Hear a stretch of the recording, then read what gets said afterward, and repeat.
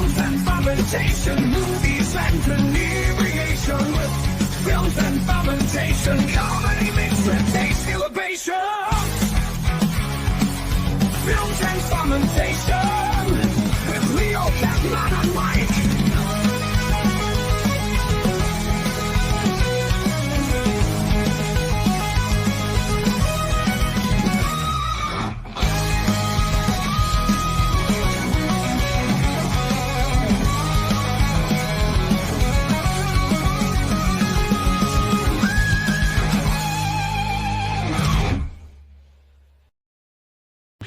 Okay.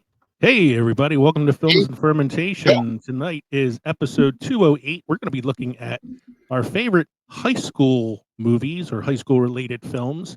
It's the end of summer. Kevin and I are going to be going back to teaching soon. So we figured we'd celebrate that with our friend who works 365 days a year. By talking about some of our favorite high school movies tonight. We're calling this episode Classes in Saison.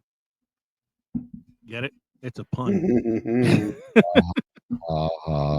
We are Films and Fermentation, a movie and alcohol podcast, #1 pop culture podcast, and #1 beer podcast on Good Pods. I'm Leo. I'm Kevin. I'm Mike. We're three friends who like to talk shit about movies while getting shit-faced. In this episode, the only class where the homework is movies and the extra credit is beer. Tonight, we're cracking open a Saison and diving headfirst into the awkward hallways, cafeteria dramas, and detention shenanigans of high school movies. Think of us as your slightly older, definitely less responsible guidance counselors. We can't promise wisdom, but we can promise wisecracks and alcohol. So grab your hall pass. Class is officially in Saison, because nothing says education like booze and the Breakfast Club. I half thought about maybe calling this episode John Hughes Part 2. Because there's like so many John Hughes movies in the top of the list here. Where was your drinking spot back in high school? What's that? Where was your drinking spot back in high school? Let's see. I looked like I was 30 when I was 16. Mm-hmm. So I was usually the guy that was like recruited to go buy the shit. Okay. I mean, I was able to get into clubs and bars and stuff, but when the kids from high school were gathering to drink, it was always in Pennypack. Yeah. You always go to the woods. Nothing terrible can ever happen in the woods when young kids are drinking. We had like a friend, usually had like a friend who had like a house that nobody was ever home in, and we would just go there, Growing up in South Philly, there were a lot of places I can go to get stuff, underage, because they didn't give a shit at the time. Right. I also used to go to the casino and play at the blackjack table when I was like 16. Yeah. They never carded me because I had like a full beard and dead eyes when I was a teenager. So I just realized I erased all the shit that I normally read. I don't know where it went. Let me see if I could bring that back. Go back somehow. Undo. Go back. Yeah, go undo. So, as I said, we are Films and Fermentation. You can shoot us an email at filmsandfermentation@gmail.com or visit linktree.com/filmsandfermentation. Find all of our social media and podcast links. We are on YouTube, Rumble, and of course, we are on the PodNation Media Network on Roku. That's right. We are an independent podcast, which means we are listener supported. So please think about supporting us for as little as $1 a month. For as little as $1 a month, I promise to be more professional in future episodes and not erase all the bullshit at the beginning. I've just done a bunch of backspaces and it's still not coming up. So I will give you the phone number that you can text us at the end of the episode when I find it again. In the meantime, while I'm working some shit out, what are you guys drinking tonight? Go ahead. No, go drinking Old Smoky, moonshine, blackberry lemonade cocktail. 9% all by volume. Sounds good. I've had a day, so I'm feeling confident that I'll be able to take on all three of these. tonight in our hour and a half duration. I'm starting with the Freedom Brew Amber Lager, a gift from my friend Mike from one of his vacations. I'm going in order of ABV, so this is 5.2% alcohol by volume. Then I have 5.3. I have the Sam Summer, Killing the Summer variety packs that are still in my fridge before September when I whip out the fall stuff, autumnal. And then I'll polish it off with a Cape May Brewing Company Crushing It Orange India Pale Ale with an 8%. So, all right. So I am also finishing off the summer stock with a couple beers that Kevin gave me. I have first, which I've already been drinking a little bit of, is the Cape May Brewing Tan Limes Mexican style lager with sea salt and lime. Mm-hmm. It's pretty tasty. It's 4.5% alcohol by volume. And then when I finish that one, I have another Cape May Brewery beer. This one is The Bog Cranberry Shandy, 3.9% alcohol by volume, which I believe you had it either last week or the week before that on the show. Mm-hmm. Yeah, I've been working my way through them. Working my way through the summer beers till I can't feel emotions no more. All right. In case you need to text us and insult me a little bit more, the number is 904-867-4466. I found it. There we go. All right. So back to tonight's episode and some film history. This week in film history with Mike.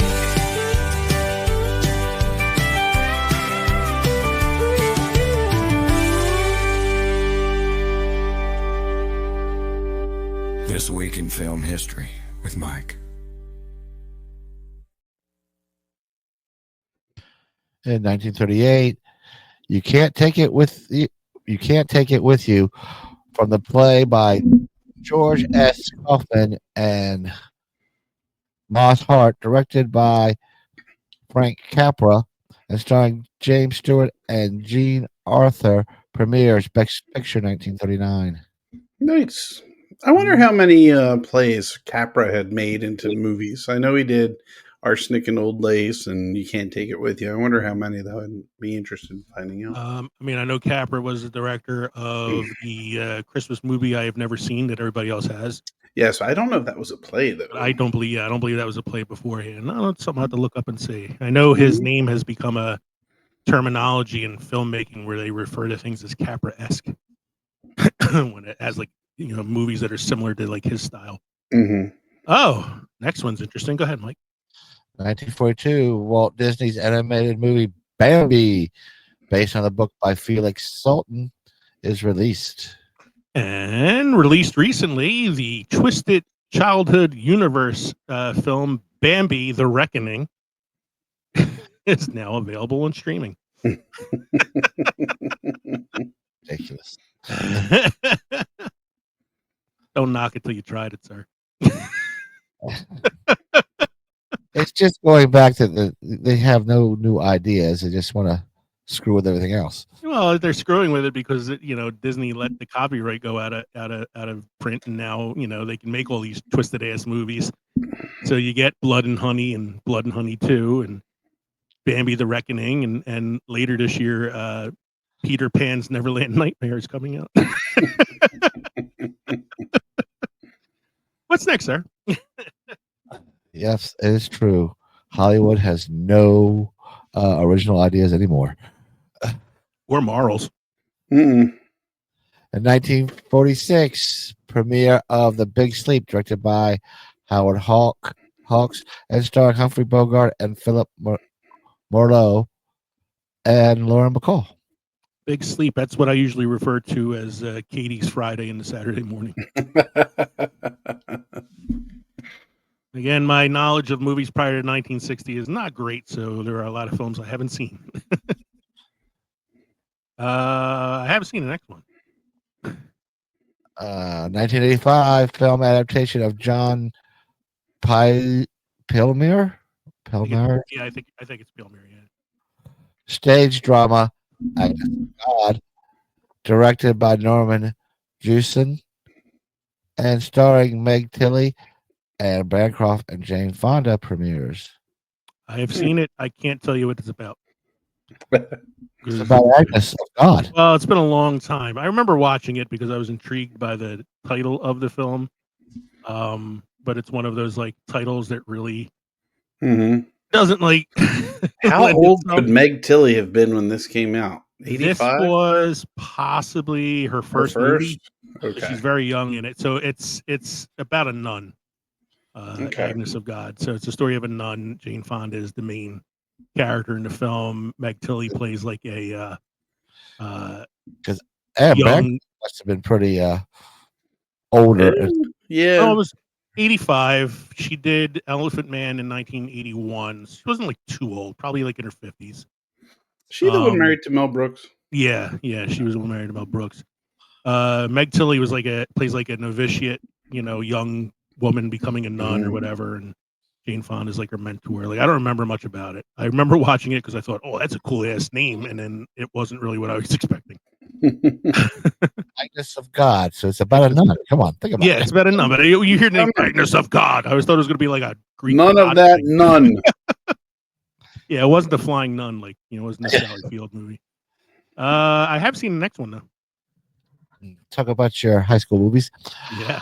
1986, Stand By Me, a film based on a novella by Stephen King, directed by Rob Reiner, starring Will Wheaton, River Phoenix, Corey Feldman, and Jerry O'Connell, is released. Not to mention Kiefer Sutherland, John Cusack, Richard Dreyfuss as the writer, the dead kid.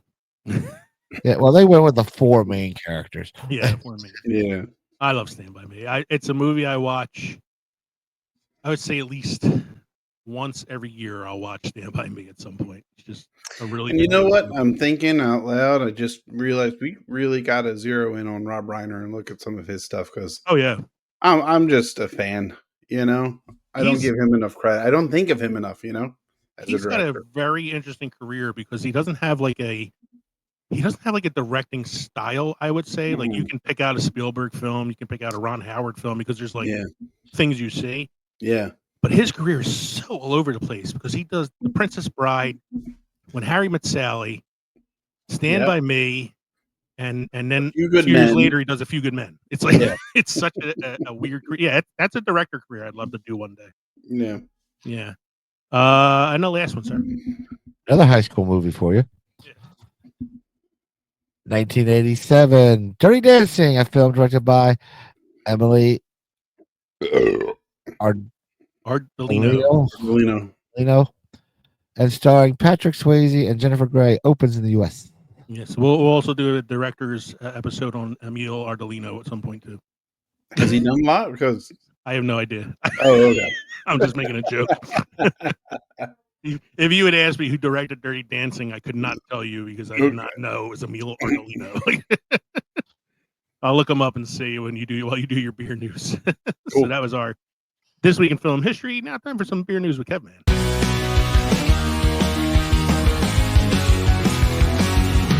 Kevin's here, he's here for beer. He's got news, it's beer news with Kevin.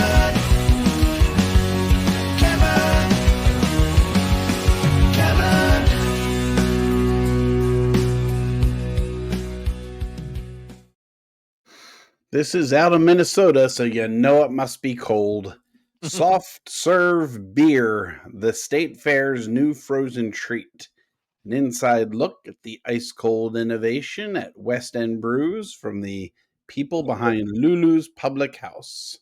It looks like, it's soft serve, so it's not, the hard ice cream, but maybe they have some interesting jimmies that can go along with these beers.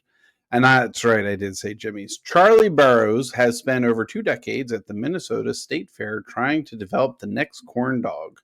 He searches each year for that special food that will create the same shock and adoration that the Pronto Pup generated when it debuted in the fair in 1947. He started with mac and cheese on a stick. Last year it was deep fried ranch. This year, it's soft serve beer. I miss state fairs just to see this stuff. I've I heard never had a there fried was this Oreo. I would love to try a fried Oreo, there but was this one deep time fried I ranch. saw a news article about a state fair. I think it was in like Idaho or Iowa, like one of those Midwest towns. They had fried butter on a stick. Oh my god, fried butter, fried ranch. How do you fry ranch? Fried ranch. I guess you freeze it and then you I- flash fry it. I don't know. Fried ranch. Maybe Or they're going after the you fried spill it in idea. spill it into oil like you do with a funnel cake, and it just Exactly. That's what I was gonna say. You do it like a funnel cake. You just spill it into the oil. There you go. Yeah, soft serve beer. When the Great Minnesota Get Together opens on August 21st, which is today, Burroughs, along with fellow Lulu Public House proprietor Mike Brennan, will sell soft serve Royal Raspberry beer at West End Brews for $11 for a 6-ounce cone. Let's start with the basics. It's not ice cream. It looks like ice cream. It has the texture of ice cream, even has a creamy taste like ice cream, but it isn't. It's beer. I think the fair is where you will try new things, Burroughs said. One of the things that I'm focused on trying is on trying to make sure people understand what it is. I don't think anybody really knows what we're up to. I think if I say soft serve beer, you're like, what the hell is that? It's somewhat mystical. Basically, it's a combination of proprietary mix, read their secret potion, it's and mystical. beer Sword in the stone. that creates a product that gets just cold enough to hold a soft serve shape without getting too crystallized or frozen. It's nothing short of magical. The idea started a few years ago when Joe Volkowski, a beer representative who works with Lulu's, suggested the frozen creation. Burroughs did his research before he decided he needed backup.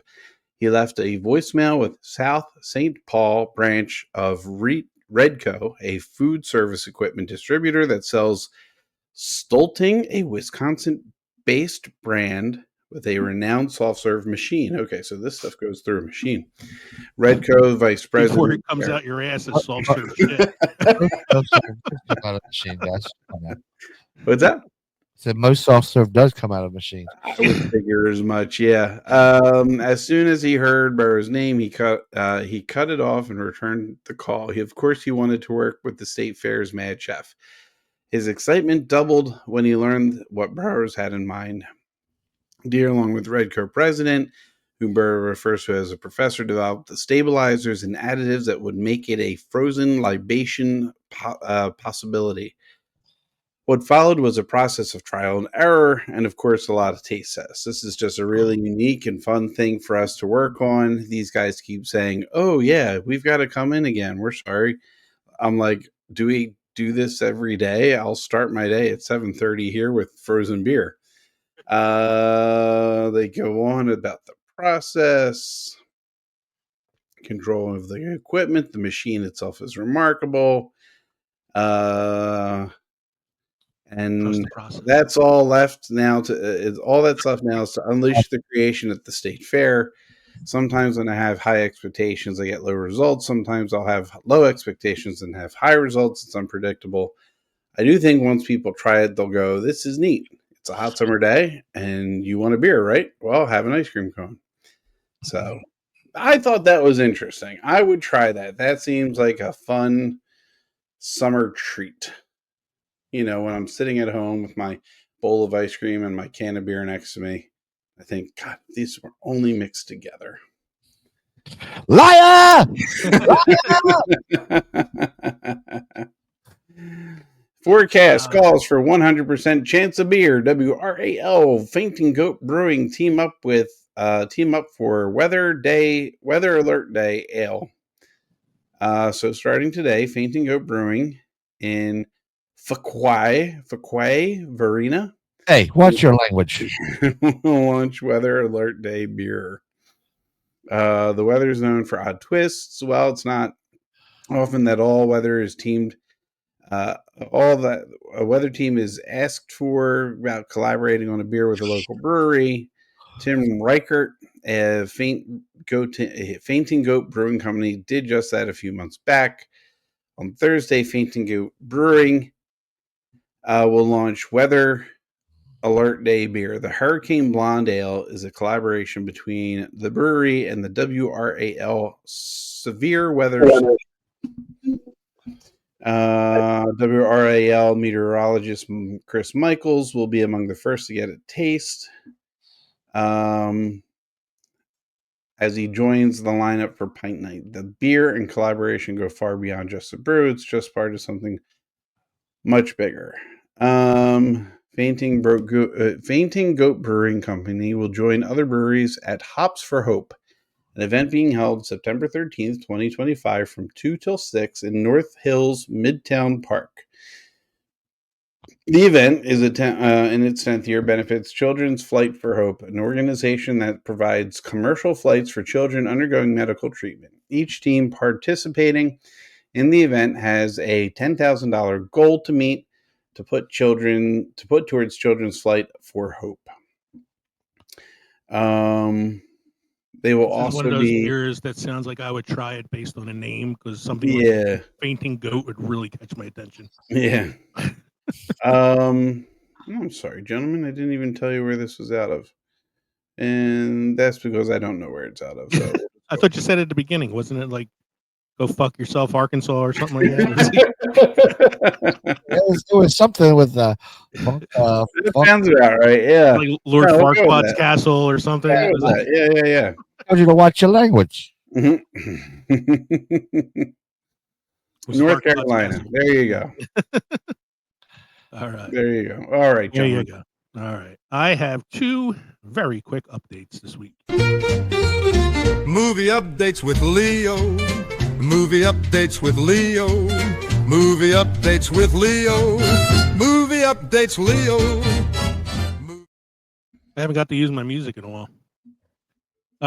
Unfortunately, gentlemen, this week, British actor Terence Stamp, best known for his role as General Zod in Superman 2, as well as numerous other works, including Get Smart, Star Wars Episode 1, The Phantom Menace, Priscilla, Queen of the Desert, and Young Guns, passed away as of the recording of this episode this week at the age of 87.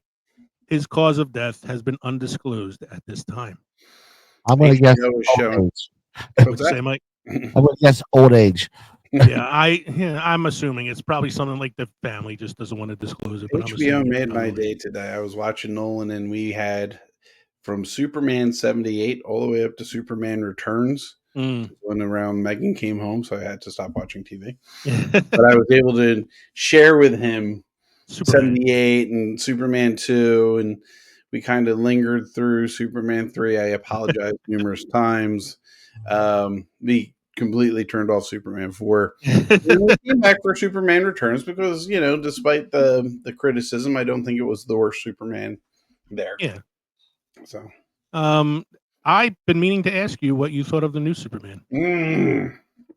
I loved it. It was awesome. It was so good. I'm so glad you liked it. I thought it was great. I'm very glad you liked it. I thought it was amazing. I'm really happy they didn't go origin story again. That's overdone. And it was just a breath of fresh air. It was so different. It was hopeful. Yeah. It was colorful. I like the actor who played him. He played him like with just enough like humility. I thought what's his name was over the top as Lex Luthor, but in a good way. I think he played Lex really well though, because he was smart. He was manipulative. He was conniving. Yeah. He did a better job than Gene Hackman. Yeah, I learned I liked Gene Hackman's performance a little more today, but I still think that Nicholas Hoult. He was really, really good. Did a better job. Yeah, it was really good, and I like the whole like inclusion of the Justice Gang or whatever they call themselves. Like they were pretty funny. I like Mr. Terrific a lot. Mr. Terrific. I think he's getting his own series. Oh yeah, which would be cool because I like the character was really fun. And I know they released it digitally already, even though it's only been like a month and a half. But they wanted it to line up with Peacemaker season 2. Season 2, which started today. Yeah. So, which is a good segue into my next piece of information here. It is the week of premieres. Wednesday season 2 premiered this week. The first 4 episodes are available on Netflix. Katie and I watched them. It's been pretty entertaining so far. The next 4 episodes, which will be complete the season, will be released the first week of September. Peacemaker season 2 started today.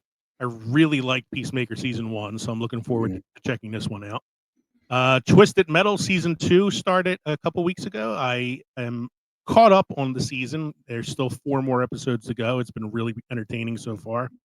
Stranger Things, the final season, starts in a couple weeks, and it's being staggered. There's going to be a few episodes, I believe, in September or October, and then a few episodes in December. And then the final episode will air on New Year's Eve. And one word that's coming out August Mhm. 25th is one called Uploaded, which I find hysterical. You know, I've not watched the sad second it's season yet. leaving, but I mean, it's just been too long since Mm. between seasons, so it's very good. I feel like that's with most shows. It's like just too long between seasons. Hmm. Like all the Stranger Things kids are like 47 now. Too long Uh, between seasons and not enough episodes in a season. Yeah, like Wednesday's True. 8 Yeah, episodes, yeah. and I had to wait 2 years for 8 episodes, you know? Hmm.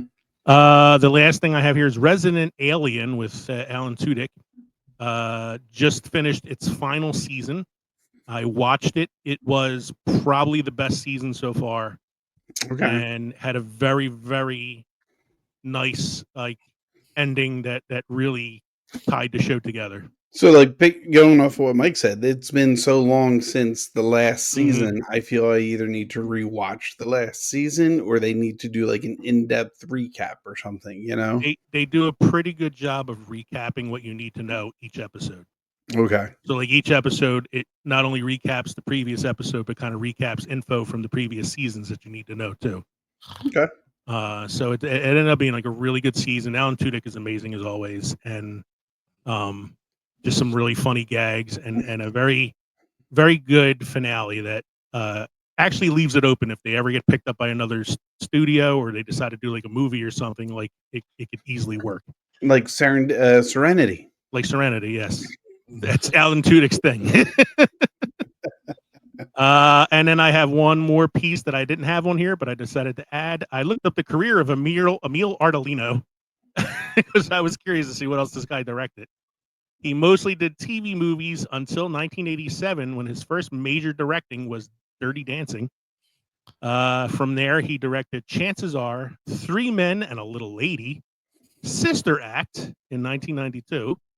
And then in 1993, he directed The Nutcracker and a TV movie called Gypsy, and then unfortunately passed away in 93. So that's where his IMDb ends. But I was surprised to see that he also directed Sister Act. I love that movie. The lesser of the lesser of the 2 3-men movies. Yeah, he didn't do the other one was the Leonard Nimoy one. Yeah. Mike, you have any must-try beer or craft destinations this evening? Oh, must try beer. This is Funky Fauna Unholy River. Another one I would try just based on the name. The brewery is Funky Fauna Artisan Ales out of Sisters, Oregon. The style is an oak fermented saison with fruit and dry hopping. It's 5.6 ABV. Made in collaboration with Sun River Brewing. Founded in 2021 by Michael Firth and Danielle Burns. Funky Fauna is a small but ambitious brewery known for saisons fermented with local cultures. Their beer, Unholy River, exemplifies their bright, fruit-forward approach in a thoughtful collaboration with nearby Sunny River Brewing, bringing together oak, fruit, and hops in a distinctive way. The beer pours a luminous, soft, haze golden color with lemon immediately present on the nose. Layers of orange blossom, herbal tea, and vinous Brett character, reminiscent of lime zest and Chardonnay, add depth, while subtle wood and spice frame the bouquet beyond the fruit. On the palate, hops, citra, lemon drop, and crush serve as accents, weaving a floral and citrus oils without dominating. A gentle mint note emerges mid-palate, complementing the juicy peach in the finish. Herbal tones provide structure, grounding the fruit in a more complex saison framework. Overall, Unholy River is highly approachable yet layered, striking a balance between brightness and depth. It delivers a fruit and citrus sparkle while maintaining the thoughtful complexity of mixed culture fermentation, proving that Funky Fauna has quickly earned a place not only in Oregon's brewing scene, but in the broader Saison conversation. The name doesn't go with what it sounds like it should taste like. Yeah, I know. Unholy River. It's fruity. It's fruity, the Unholy River. I was just going with what was it, Funky Fauna Yeah. Cupcakes or whatever the hell it was called. Like I'm Funky Fauna Unholy River. like, you know, man, I always go for like beers with weird names and then get disappointed. So Yeah, you've been disappointed in this one because he's got that juicy peach. all right, we're gonna take a quick break to hear some words from our Pod Nation Media Network, and then we'll be right back with our main segment, Best High School Movies. Hey, movie lovers, this is Leo. Mike. And Kevin from Films and Fermentation. If you love comedy, movies, and a good drink in hand, then you need to check out the Pod Nation Media Network. It's home to a variety of amazing podcasts covering everything from pulp culture to history, and of course, movies like ours. And the best part, Pod Nation Media Network is featured on Roku, so you can stream your favorite podcasts anytime. Alongside Films and Fermentation, you'll find other fantastic shows like the KJ&A podcast, The Undiscovered Entrepreneur, Real Sharks, and so many more. So grab a drink, press play, and join the fun with Pod Nation Media Network. Because everything's better with a little comedy, movies, and booze. Learn more by going to linktree.com/podnationpods. All right. Thank you for sticking with us after that quick word from our network, the Pod Nation Media Network on Roku. I have finished both beers that I picked out for tonight. I wasn't falling behind. I wasn't planning on drinking them all right away, but I did because they were tasty. And so I had to go to my fridge and find something. And I found a beer that I'm fairly certain is a Kevin beer. Mm-hmm. Stoneyard Brewing Company, Rubino's Italian Food Market, Cannoli Cream Ale. Oh, that sounds good. I think I've looked at that before. 7% alcohol by volume, so a lot stronger than the ones I was drinking. Mm-hmm. And probably not the best follow-up to the 2 fruit beers that I just drank, but, you know, clearing out the fridge. It is definitely creamy and does not taste like a cannoli. It's kind of like that ice cream beer he was just talking about. Yeah, it's creamy because it's a cream ale. Right, but it's not sweet. No hints of like chocolate or ricotta. I mean, it doesn't taste like a cannoli. It just tastes, it's like a mix of sweet and bitter because it's an ale, but it's also a cream ale. So it's like, I don't know also if my taste buds are a little messed up from just drinking 2 different fruit shandies too. So okay, yeah, that makes sense. I mean, it's not bad. I'll kill it, but it's an odd flavor mix. So tonight's main segment, we're looking at best high school movies. For tonight's episode, we're doing a ranker list. It's been a while since we did one of these, but we have the ranker.com website list for every major high school movie ranked. We're going to go through the list, look at some of the top like 25 movies or so. We're going to do our own little voting for these films and try to see if we can move them up or down the list, depending on where we feel they should be. Mm-hmm. And as we get further down, we're just going to start like kind of picking out like a few here and there that we notice. We're not going to go through the whole list because it is really long.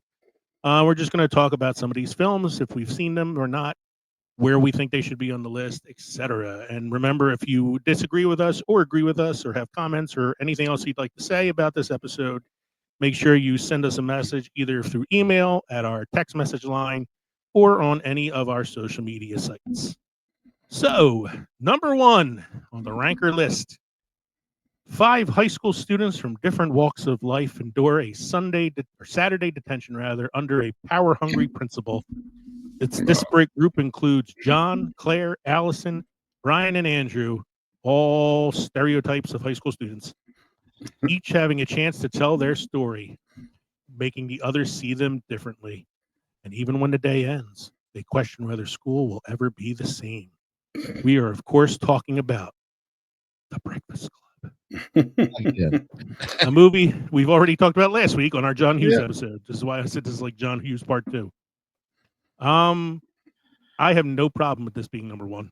No, neither do I. It's the quintessential high school movie.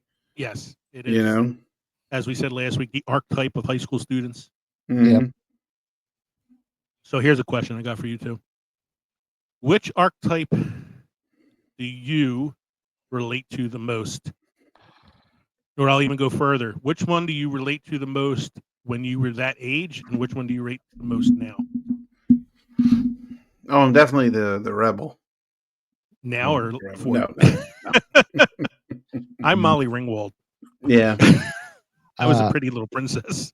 I was more the jock. More the jock. in high Mm. school. Yeah. I can see No, that. I'm between the brain and the outcast.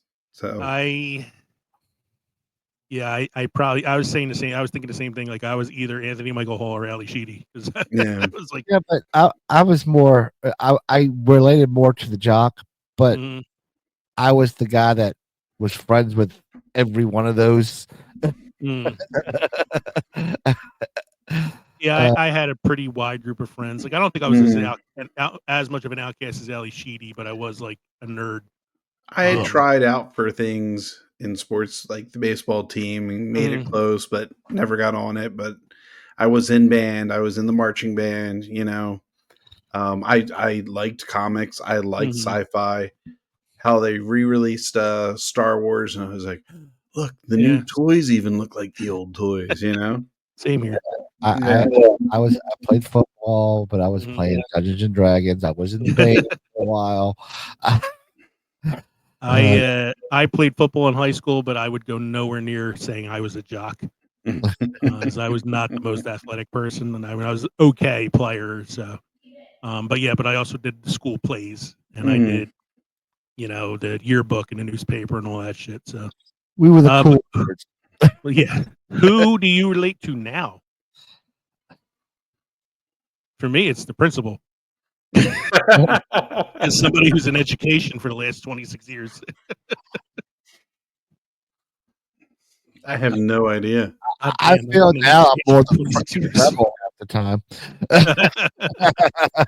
I'm a rebel, Dottie. A loner. So, yeah, overall, though, I would say Breakfast Club is definitely the number 1 here. Number 2, according to the ranker list, is another John Hughes movie. Again, this is John Hughes Part 2. In this classic comedy, Matthew Broderick plays a high school student who decides to play hooky for the day with his best friend Cameron and his girlfriend Sloane. This is Ferris Bueller's Day Off. I'm fine with that. Is on the list. I'm fine with it at number 2. I'm fine with Abe any John Hughes Roman. movie. Yeah. And to go back to your question on the last movie, now today I feel more like Cameron.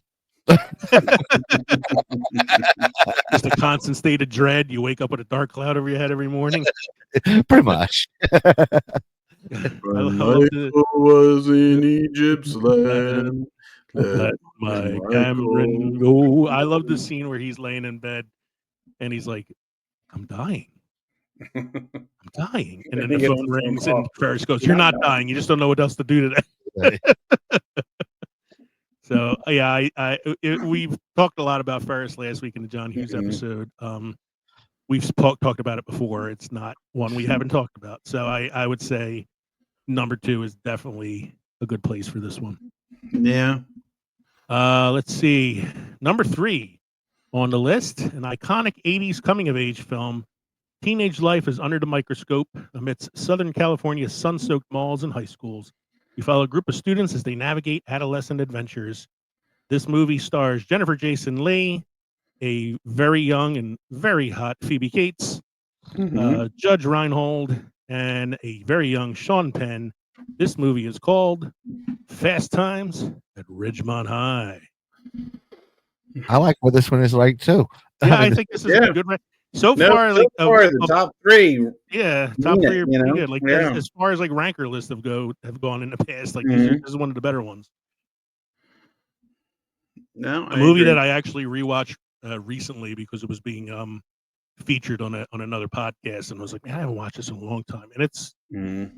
it's funny, but it's also really serious too. Yeah. It was like the whole abortion subplot, and Mhm. I mean, it's a And it's movie of like not vignettes John too. Hughes. It's not John Hughes, no. It is. I actually mentioned the director Amy Heckler. recently, Amy Heckerling. Yeah, because Amy Heckerling, also did Clueless, and Look Who's Talking.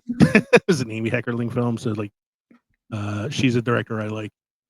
Fast Times at Ridgemont High, definitely number 3. I think that works. Number 4, Mhm. continuing John Hughes Part 2, 16 Candles, starring Molly Ringwald, Anthony Michael Hall, and Michael Scheffling. This is the film we get confused with Pretty in Pink. And I actually Some voted. Kind of Wonderful. Some Kind of Wonderful. What are you gonna say, Mike? I actually voted this one down. Really? I thought there was some other ones better than this one. Okay. So like, yeah. this is currently at 4. Takes a while to get to the ones I thought were better. See, it's probably got canceled out because I voted it up to try to keep it at 4th I place. voted it up as well because I Probably got feel, canceled out. a girl's 16th birthday during high school where there's one boy she wants, one boy who wants her, Not and to mention, this is like the Molly Ringwald prime years. yeah. So Mike just gave me a face like, who cares? Not Ali Sheedy. Yeah. But yeah, so like, it's at number 4, and number 5 is Dazed and Confused, which introduced us to Matthew McConaughey and the Mhm. famous "What All I right, love all about right. high school girls, I get older, and they stay the same age." One of the ones I thought would be higher than 16 Candles. You thought this one higher? I think I voted this one up to keep it at number 5. So like, for me, it's like kind of trying to keep them where they are. There were a couple that I voted on that ended up getting raised a little bit, so we'll see what they are when we get to them. This has a lot of celebrity introductions too, didn't it? Oh Days yeah, this is Confused? a real ensemble. Yeah. You You have got Jason London. You got Jason London. You have Parker Matthew Posey. McConaughey.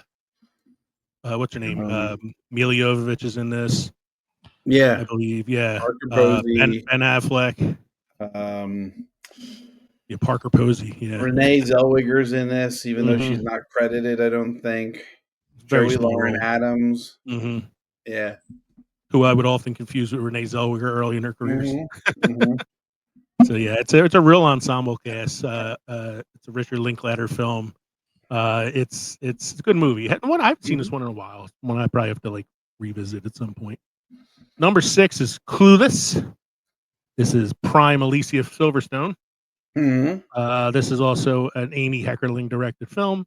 Mhm. In the heart of Beverly Hills, high schooler Cher Horowitz, played by Alicia Silverstone, reigns as a self-proclaimed fashionista and matchmaker. A comedy drama flick directed by Amy Heckerling sees Cher navigating the tricky waters of adolescence while attempting to handle love interest and maintain her social status.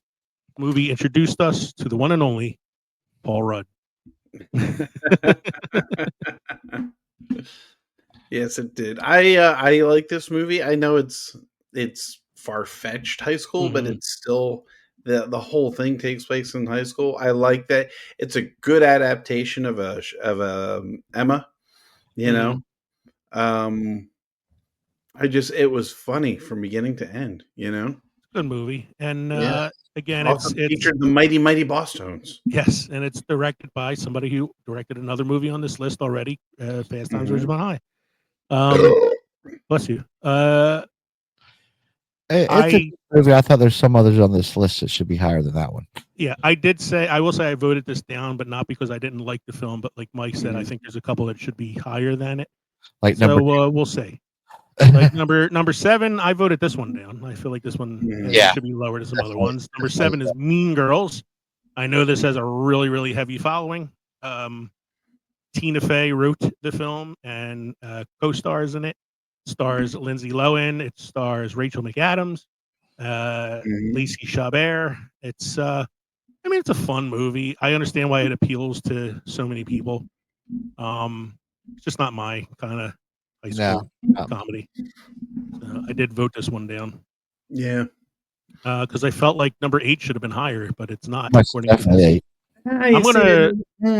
I'm gonna gonna. refresh the page here. Hold on, because I want to see if it went up a little bit. Nope, it's still at number 8.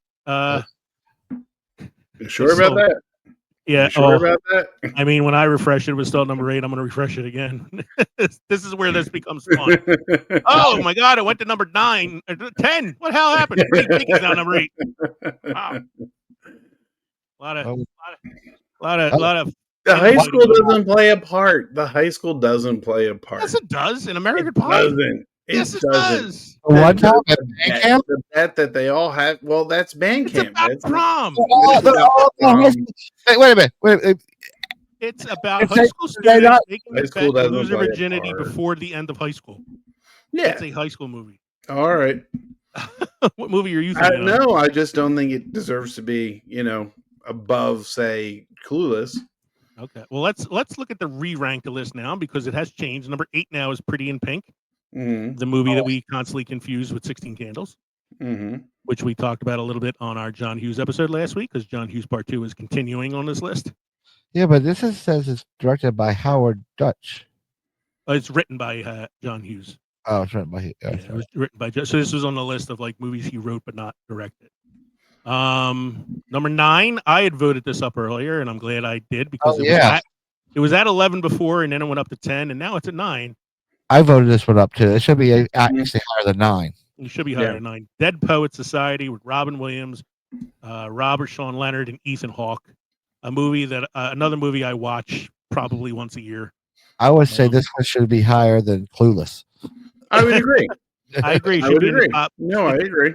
Deserves to be in the top 10, but in like the higher end of the top 10. Because this movie not just focuses on the boys and their lives, but the relationship with the teacher, the teaching style, and how much it differs from the other teachers at this prissy private school. Also Absolutely shows it should be how higher like than Clueless. fragile teenagers can be when they're in that like angsty phase of their life. Mhm. And, Yeah. the it's like the intentions of the parents and how much they expect out of the kids. And yeah, it's an amazing movie. I will say one thing negative about Dead Poet Society is it gave me a really blistered view of what my life would be like as an English teacher. Well, you didn't go to a prissy private school. Yes, my career as an English teacher, especially in inner city schools, was not anything near No. Dead Poet Society. You should have watched Dangerous Minds. Yeah, I have, and it didn't work out. It wasn't really as great as that either. Well, you should have watched Stand By Me. I had some moments. Lean on me. Yeah. They call me Batman. Dead Poet Society, amazing movie. So that drops a movie that Kevin contended was not a high school film, but I believe unequivocally is a high school film. It's a reluctant high school film. It's just the premise of prom. It's the premise of prom, and that's a big but how much of it? I mean, how much of it matters? How much does the high school matter? If it was, there are multiple scenes. College. If you have to multiple have it scenes. by the summer. There's multiple scenes of them in classrooms. There's multiple scenes with like the Glee Club thing that Oz joins. There's sports because there's the lacrosse team stuff. There's the prom. There's the friends hanging out. There's illegal videotaping of foreign students undressing in bedrooms. So I saw a video on TikTok recently of this movie being shown to Gen Zers for the first time. Oh boy! Seeing their reactions to it. My God, the triggers.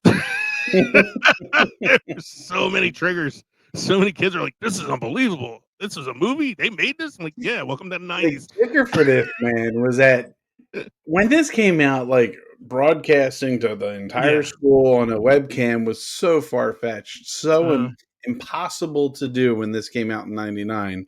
And now it's 100% possible. Yeah. No, you can just go on Pornhub and watch it like this. Like this is now it's like the thing is, if this was done in the 80s, there'd been a lot more nudity in the movie. Oh, if this was done in the 80s, there would have been tits everywhere.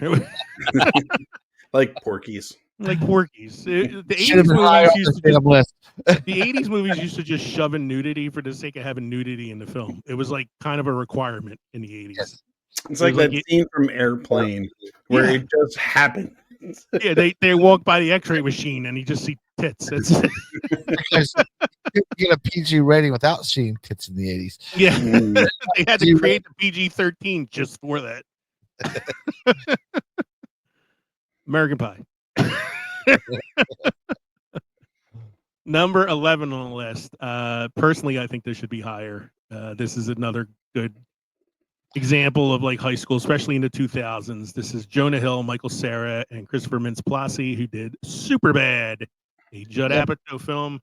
I still think there's a lot of other films on this list that should be higher. I mean, I don't know. When I first saw Superbad, I wasn't like too into it, and then I watched it a couple times more, and like each time I watch it, it kind of gets funnier to me. It's a movie that kind of grows on me. Yeah, I watched it once and that was it. I feel like it's more than just the McLovin stuff. Like there's other stuff in it that I found pretty funny. So I don't know. I feel it should be higher. I did vote it up, but it didn't move for me, so it's kind of at 11. Because I voted it down. Yeah, I know. Because you're a curmudgeon. Not a curmudgeon. I just said there's better movies. Like the next one, which I had to like I saw it and I was like, at first I was like, I always looked at this as a time travel comedy, and then when I sat and thought about it, I was like, this really is a high school movie, isn't it? Well, he was singing that in their dance, so yeah. Singing at the dance and all about the mom and dad when they were high school kids and 1950s and all that. This is the 85 sci-fi classic about Marty McFly and his friend Doc Brown traveling back into the past where they have to find their way back to the future. This is number 12 on the list. I do believe I voted it up earlier, but I'm going to try voting again. Oh, I just voted it up to 11. It just moved to 11. And number 12 is now Superbad. Mike, Superbad has dropped. Does that make you happy? Not low enough. Yeah. So number 12 now is Back to the Voting, Future. just keep voting. Vote. Now, I will say that I think this movie should be above Superbad. Should be a little higher. That is number 13 on the list, Grease. I agree. Yes. Yes. Even though the high school students in this film are all in their 50s. But they're in high school. Stockard Channing plays a senior in high school. She looks like she could be one of the seniors' moms. I remember. Nikki's like a Hallmark card. He only wants to send the very best. It is another kind of like problematic film when you think that she had to change her whole life and personality in order to get the guy that she was probably in a toxic relationship with. Oh, I love the theory that she's dead. Yeah, she's dead. It's all a dream. It's why they float off. That's why they float off at the That's end. why they float off into heaven. Experience the friendships, romances, and adventures of a group of high school kids played by 40-year-olds in the 1950s. Welcome to the singing and dancing world of Grease, the most successful movie musical of all time. A wholesome exchange student, Olivia Newton-John, and a leather-clad Danny, played by John Travolta, have a summer romance, but will it cross-click lines? Don't make me laugh. Stranded at the drive-in, branded a fool. I did a project with my high school kids. The one year I taught seniors. We just read Oedipus the King, which was a play about the world's first motherfucker. So I had the kids. I had the kids as a project rewrite Oedipus in a modern setting, and this one group decided to do Oedipus as Grease, and they rewrote the song Sandy as Mommy. So like the singer, the main character was going, "Mommy, can't you see I'm in misery?" They got 100. I thought it was amazing. That's great.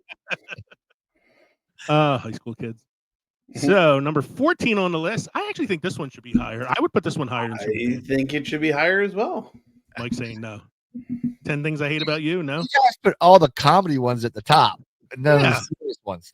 I love the comedy ones. I didn't say anything about Dead Poe Society. I think that one should be number 2.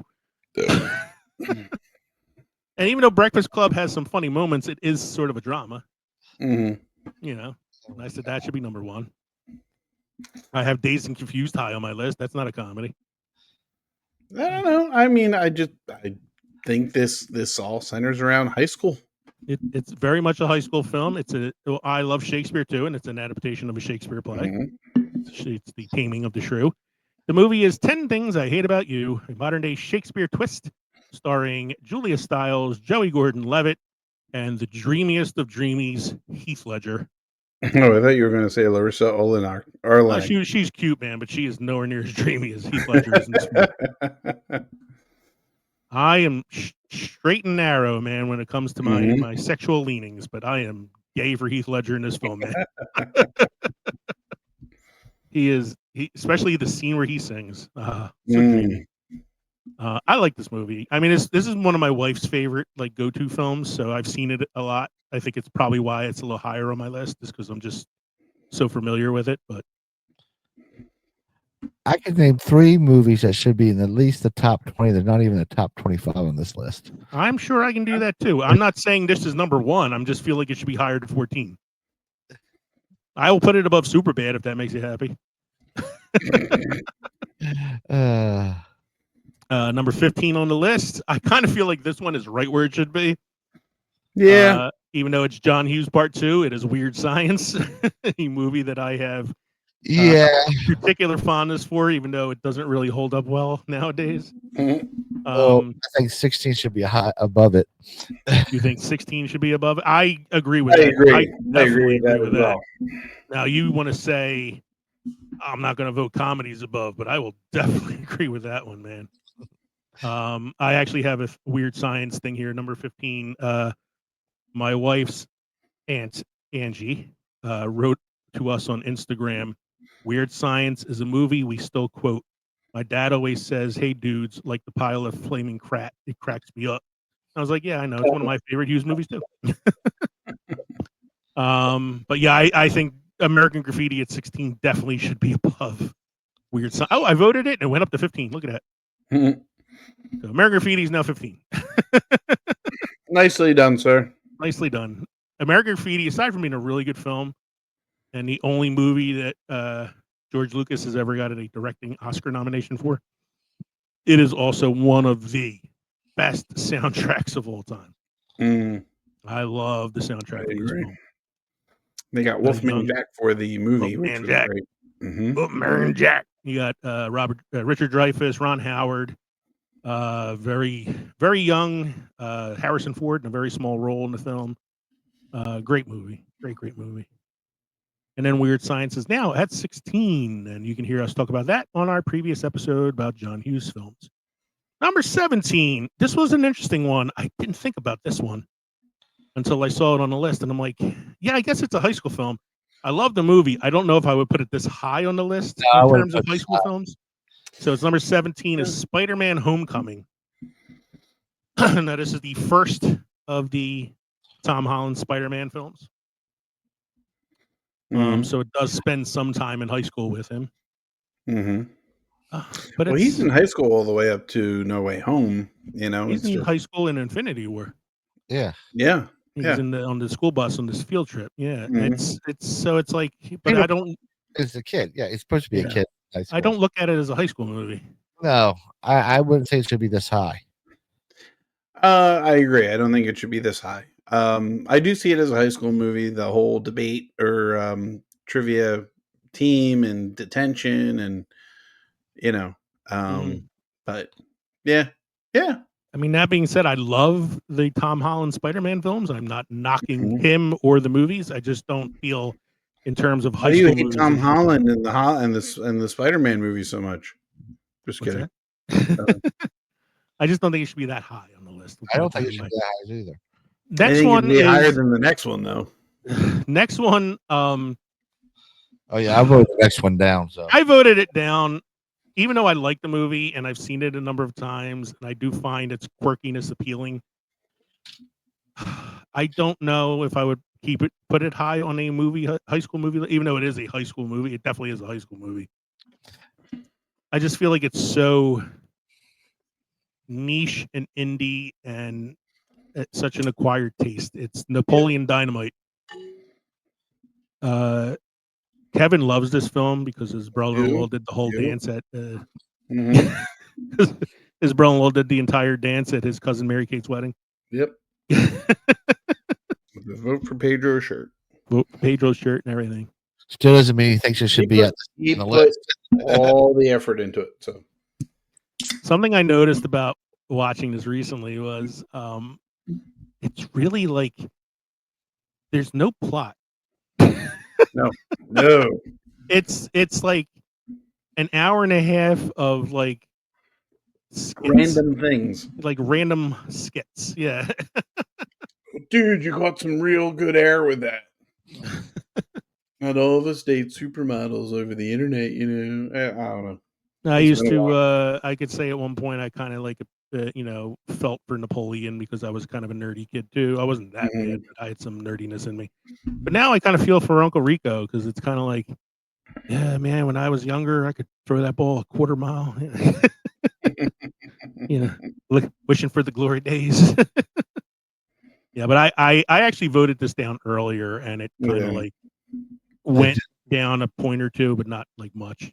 Yeah, it didn't move at all when I voted it out. Next one, another one that like, yes, it's a high school film, but I don't think about it as a high school film until you get to that final scene. You've never seen Bill? No. Wait. Am I looking at a wrong list? Hold on. 18, Napoleon Dynamite. I got Can't Buy Me Love as number 9. So it must have changed. Let me refresh it. Hold on. I got Can't Buy Me Love as number 19. Yeah, I didn't refresh it. Let me refresh it here. So yeah, number 19 is Can't Buy Me Love. This is Patrick Dempsey, Amanda Peterson.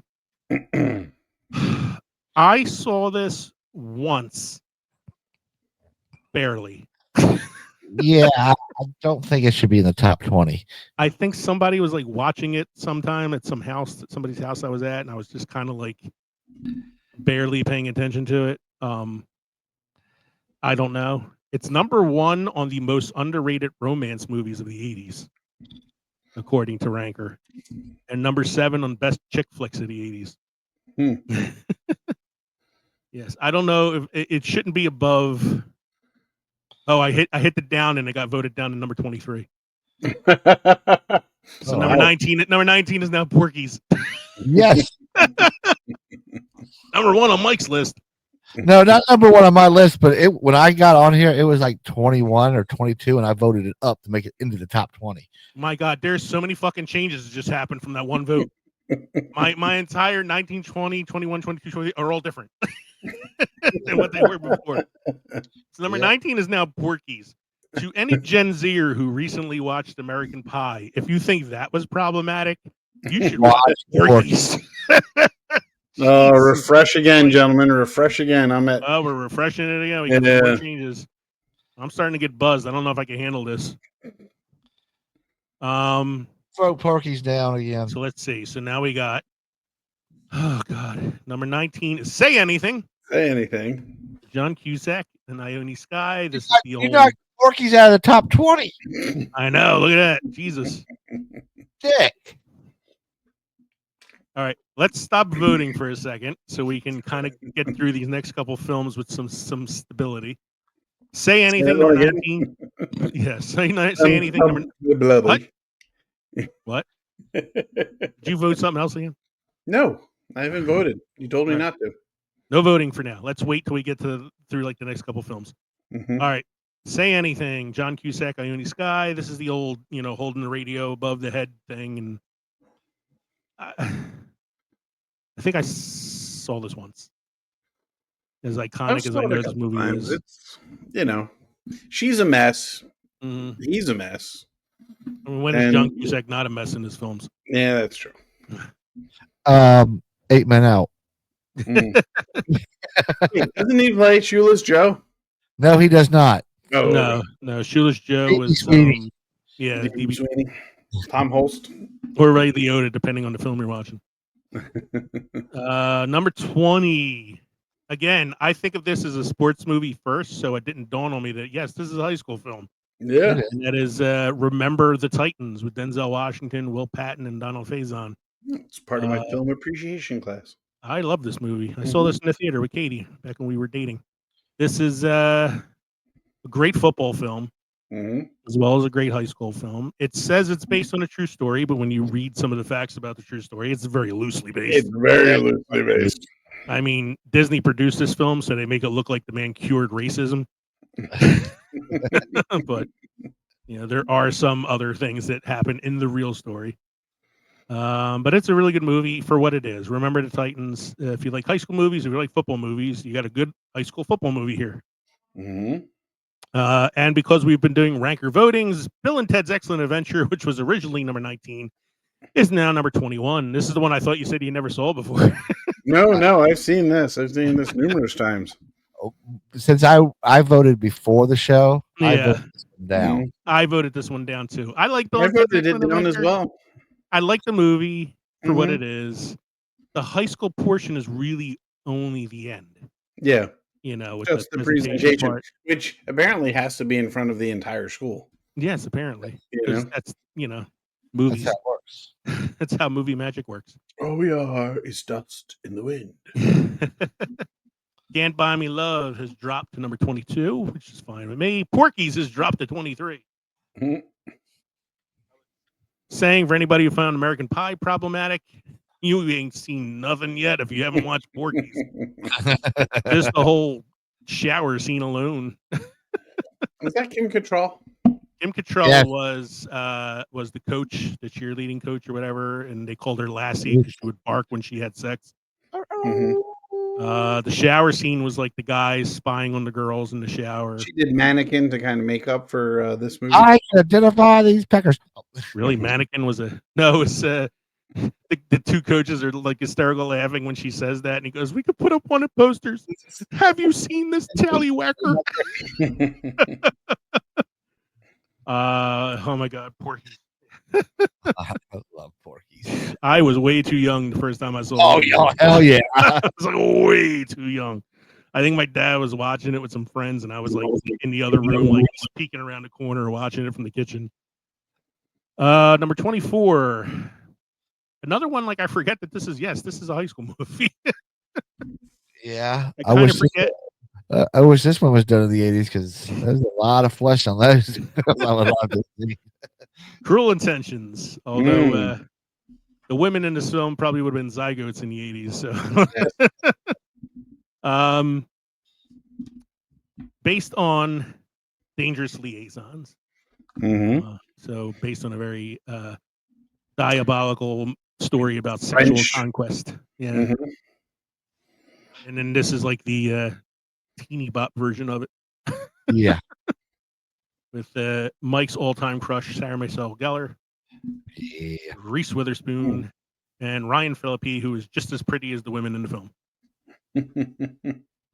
Number 25 is Goonies. You forgot Love Goonies.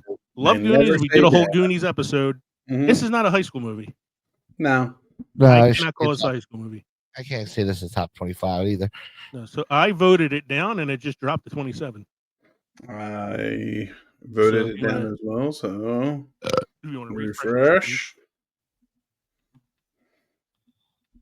So I am now seeing at 25. Let's see here. I am seeing, as soon as it finishes refreshing. Oh, Jesus. 24's changed. Yes, 24 is now Lean on Me. I would say that this is a quintessential high school movie. Yes, with Morgan Freeman, very early Morgan Freeman role, based on a true story about a superintendent. Joe Clark, rather. About a Jersey superintendent who watches helplessly as his East Side High School becomes the lowest ranked school in the state. And they bring in Joe Clark, Morgan Freeman, to take over as the principal of the declining school. After they fired him as a teacher years before. Yeah. This is where I found out you could take a kid who is a troubled kid, take him up to the roof of the school and ask him to throw himself off. I didn't know I could do that before. Yeah, I know, right? Especially in Jersey, you're good.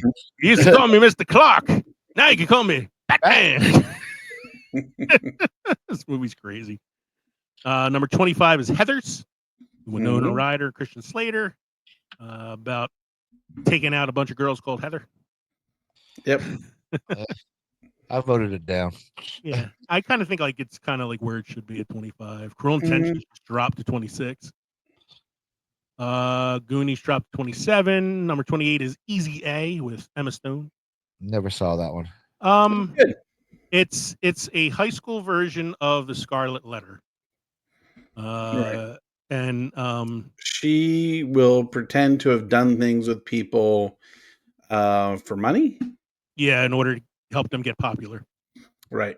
Yeah, and it's pretty funny. It's kind of like Emma Stone had just did Superbad and was kind of on the radar, so this became like her first starring vehicle, and this is kind of the movie that kind of propelled her to where she's at now. I think I like it at 28. I don't think it needs to go any change there. Bring It On, number 29, cheerleading movie with Kirsten Dunst. I think that's good at 29. Risky Business at number 30. Kind of feel like that one should be a little higher. Yeah. I'd have to watch it again. I thought most of the scenes took place outside of school. Number 31 definitely should be higher. Number 31 is Hoosiers. Oh yeah, that should definitely be higher. I mean, talk about based on a true story. Yeah.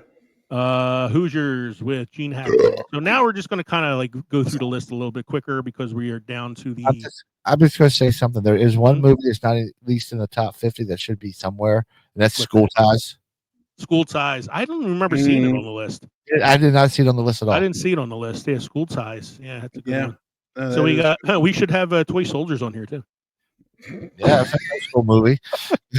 So you got Hoosiers at 31, Varsity Blues at 32. I haven't seen Varsity Blues. All I know about that is the scene with I Don't Want Your Life.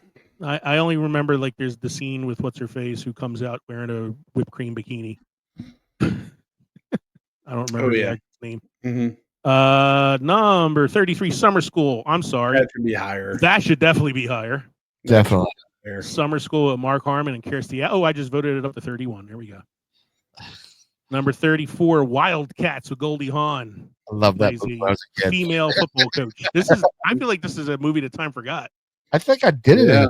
I forgot. No, I did it. No. You haven't done Wildcats. No, but I did it. I must have did it on our sports episode. Okay. I mean, that is definitely a good one. Like film time forgot. Stand and Deliver at 35. Definitely should be higher. Should be higher. I used to get this one confused with Lean on Me because they're kind of like twin films. Right. Not really. You mean like The Substitute and Lean on Me? Yeah, well, because they came out in the same year, so I kind of get them confused. He's just teaching them higher math. Yeah, teaching higher math to inner city kids. And they're both based on true stories. Yes.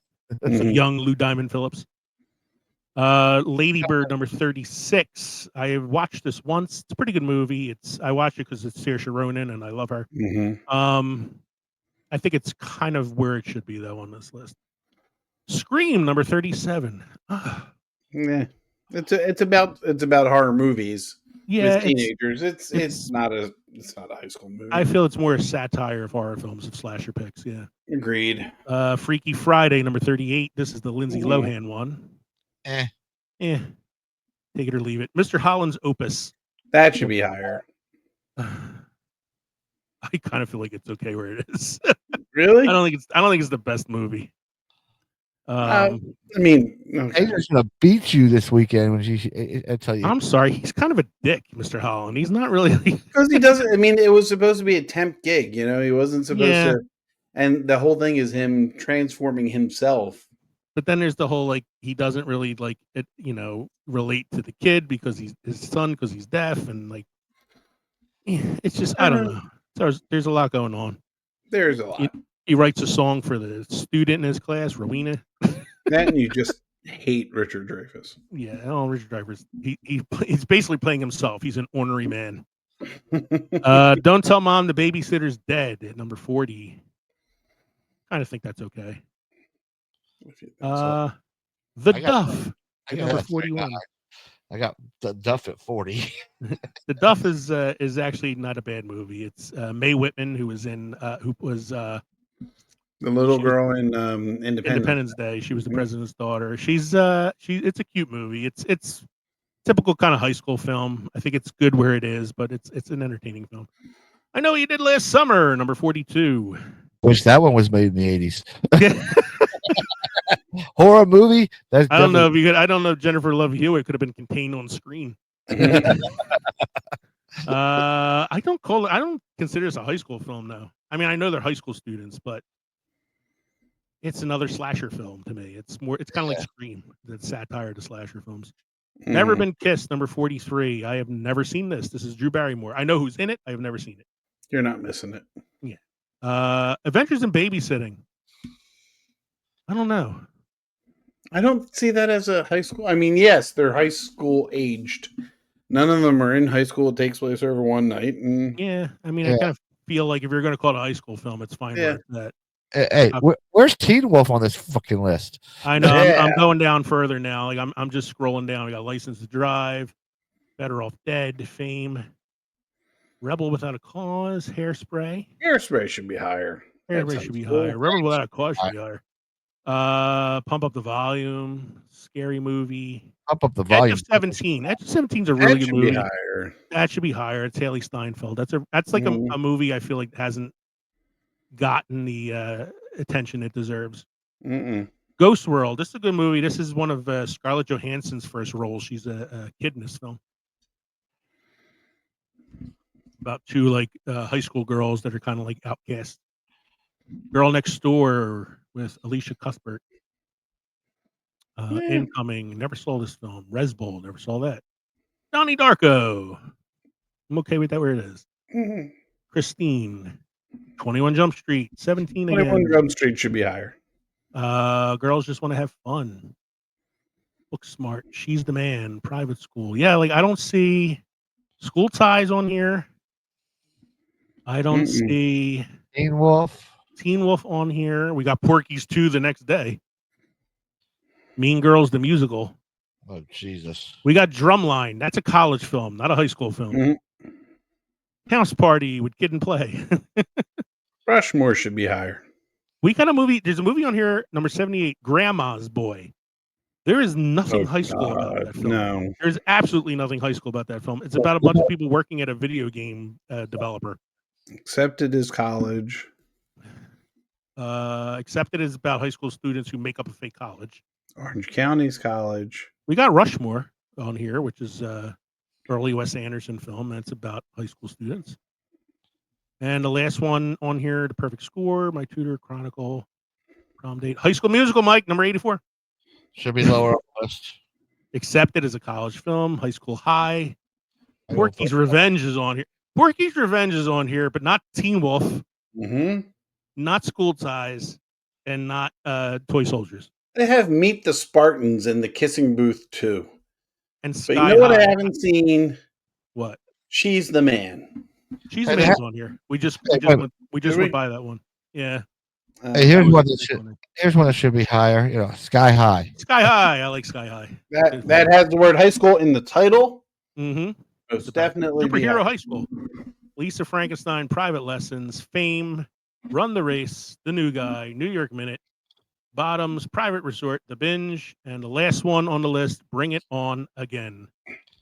And I am going even further down and not seeing any of the ones that we mentioned that should be on this list. I'm a little. It started out really strong with the top 20, Mm-hmm. and then I got really upset as we got towards the end and saw all these films that are missing. Because there's like definitely ones that shouldn't be on here, and ones that should be. So, I think we've narrowed it down here. If anybody else would like to go on to the Ranker website, you look up ranker.com, best high school movies ranked, and you can mess with the voting yourself if you'd like. Mike, do you have any beer trivia or history for us this evening? I got some beer history for you. Prohibition and the aftermath. Prohibition, 1920 to 1933, devastated America's brewing culture. Hundreds of small regional breweries closed almost overnight, while few survived by making near beer, maple syrup, or soft drinks. Beer moved underground, where bootleggers brewed thin, watered-down versions that reshaped America's taste toward lighter lagers. After repeal, only a handful of large breweries had the resources to dominate the market, creating a near monopoly of standardized, mass-produced beer. By the mid-century, U.S. beer was synonymous Too much alcohol to say synonymous. Yes, it is. With light lagers, a legacy reversed only with the craft beer revival decades later. Mm. Right. And we have a cinema quote of the week. I read this one earlier, and I'm like, boy, this actually really fits the actor who said it. I want to establish. No. I was trying to I was thinking about it earlier, and I was trying to do range and play. I was trying to do this Frankfurter, yeah. I want to establish a wide range and play all kinds of parts. I want to establish a wide range and play all kinds of parts. It's that sort of acting career I really respect.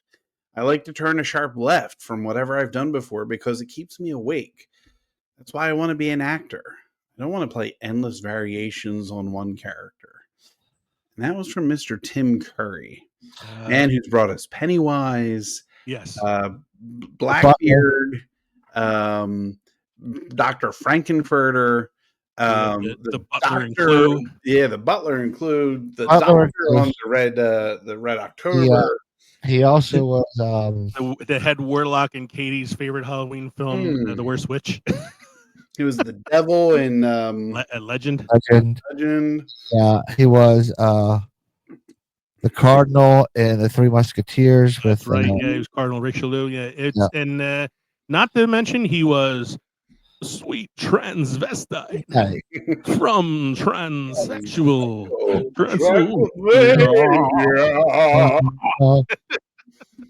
I was trying to do it earlier, Kev, when I saw that Mike posted this, and I was like in my head going, I'd like to turn a sharp left, and then I started turning into Patrick Stewart.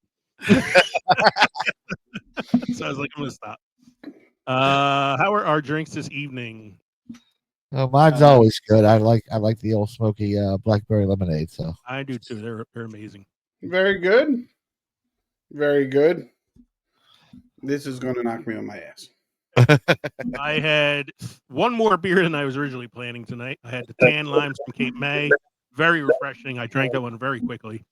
I had the Bog Cranberry Shandy, also from Cape May, which I'm not usually big on cranberry, but it was actually not bad. And then I had the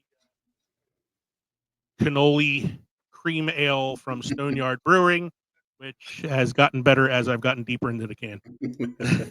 So. The more drunk you are, the more it tastes like cannolis. Yeah, I am in like danger mode for having to take a restroom break soon. So. Baby. Thank you for joining us tonight for episode 208, Classes in Saison. We hope you enjoyed listening to the podcast as much as we enjoyed recording it for you. Don't forget, you can shoot us an email at filmsoffermentation@gmail.com or visit linktree.com/filmsoffermentation. Find all of our social media or podcast links. You can text us on our text line. Please let us know who you are. Or you can watch us on YouTube, on Roku, and on Rumble. Don't forget to stop by the crossroads between Pickled and Fermented next time around for episode 209. This is going to be our season 10 finale. We're going to take a couple weeks break afterwards because Kevin and I got school starting soon, and Mike is going to be going away. So we're going to take a little bit of time off before we come back with our season 11 premiere. The season 10 finale, episode 209, is going to be best final scenes in cinema. We're going to be talking about some of the best last scenes in movies. I think I might put a special bonus list on there of the worst ending scenes as well. Mm-hmm. So we can talk about Tim Burton's Planet of the Apes. In the meantime, the worst end scenes. Worst end scenes. In the meantime, I'm Leo. I'm Kevin. I'm Mike. This has been the Films and Fermentation podcast. Cheers, everybody. Cheers. Cheers.